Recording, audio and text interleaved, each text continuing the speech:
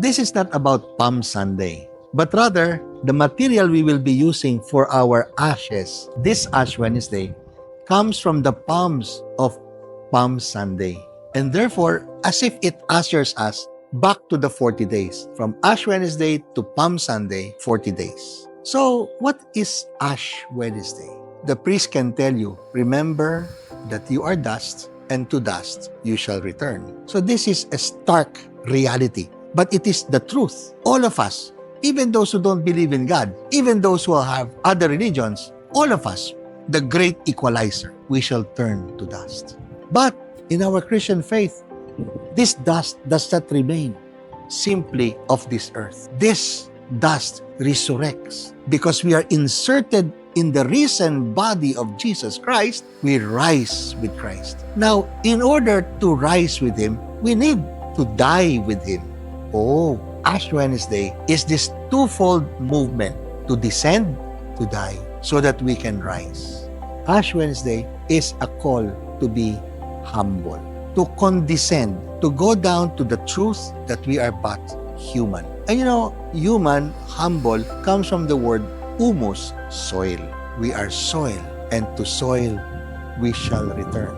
Nevertheless, this Ash Wednesday assures us that we are not only going back to soil with the hope that we shall rise with Jesus. The process of that return to the soil, death, to rise up with Jesus, there is a very important process to learn for 40 days. Number one, fasting. Fasting is to experience weakness. If you fast, and on the day of fast, you don't feel weak, you have not fasted. Fasting is an experience that we are actually who we are. We are weak. And hopefully, because of our weakness, we shall go down on our knees. Mapapadasal ka. Yon, prayer. And prayer this time is not to ask things from Jesus or from God. It is to recognize our lowliness, our need, our poverty. And with that poverty, beg God for the gift of life, for the gift of a true acceptance of what life is all about. If prayer will become real and does not deceive, God will show you there are so many other people, and sometimes with greater need and poverty than us. He will show us those who are poor. And by showing us those who are poor, you know what will happen? He asks us to share, to be charitable. That's called almsgiving.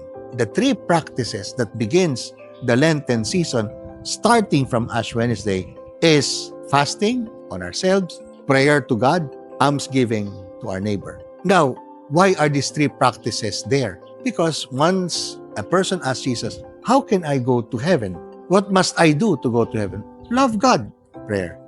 Love your neighbor, almsgiving. Love yourself, fasting.